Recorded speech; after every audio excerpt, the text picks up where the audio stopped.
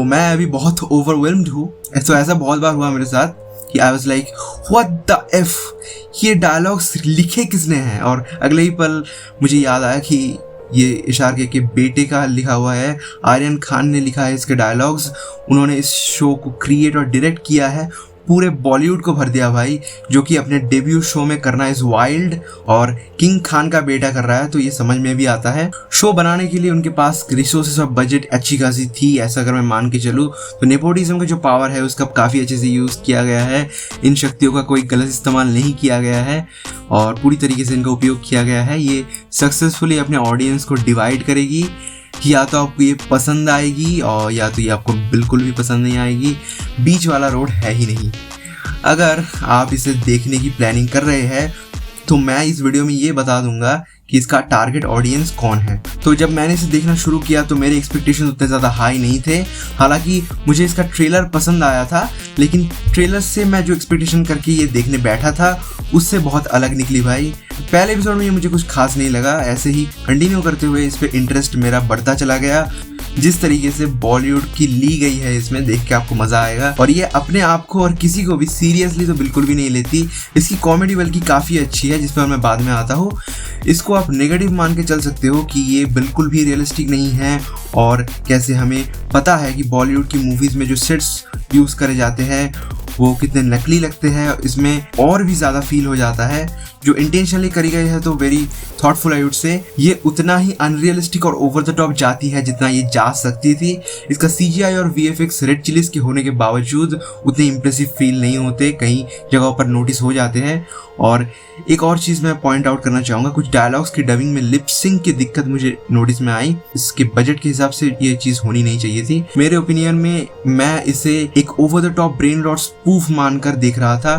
तो simply explain करूँ तो बैड एस रवि कुमार ने जो करने की कोशिश की थी लेकिन बुरी तरीके से फेल हुई थी, एक मजाक बन के रह गई थी, इस शो में वो नहीं होता। आर्यन खान ने इस शो को काफ़ी अच्छे से बनाया है। इस शो की राइटिंग काफ़ी थॉटफुल है और जिन भी बॉलीवुड रेफरेंसेस को इस्तेमाल किया गया है काफ़ी ज़्यादा एंटरटेनिंग। ये शो इस बारे में है कि एक आउटसाइडर, एक न्यू कमर फिल्म इंडस्ट्री के अंदर आता है और बेमतलब के पंगे ले रहा है और चीज़ें उसके साथ कितनी ज़्यादा खराब जा रही है। How effed up things will get, you have no idea. तो मुझे ये पसंद आया, लक्ष्य वॉज गुड, लेकिन मुझे ये मेंशन करना ही पड़ेगा कि जब भी मनोज पावा और राघव जुएल स्क्रीन पर आए मेरे फेस पे एक स्माइल था, मैं खुश था। इस शो के कॉमेडी ने मेरे लिए ज़्यादातर पॉजिटिवली ही वर्क किया। तो मैं ये तो ज़रूर कहूँगा कि मैंने लंबे समय से इतना तो नहीं हंसा। मुझे किसी भी ट्विस्ट की उम्मीद नहीं थी, लेकिन अंत में जो ट्विस्ट इन्होंने फेंक के मारा भाई, इतने what the F moments already दे दिए तुमने, अब कितने और एंड वाला तो भाई खतरनाक जो मेरे लिए काम किया। अब आपकी राय के लिए कमेंट सेक्शन खुला हुआ है। कुछ कैमियोज को छिपा कर रखा गया, ट्रेलर में नहीं दिखाया गया, और कैमियोज इतने भर दिए गए हैं कि एक टाइम पे आदत सी लग जाती है कैमियोज की।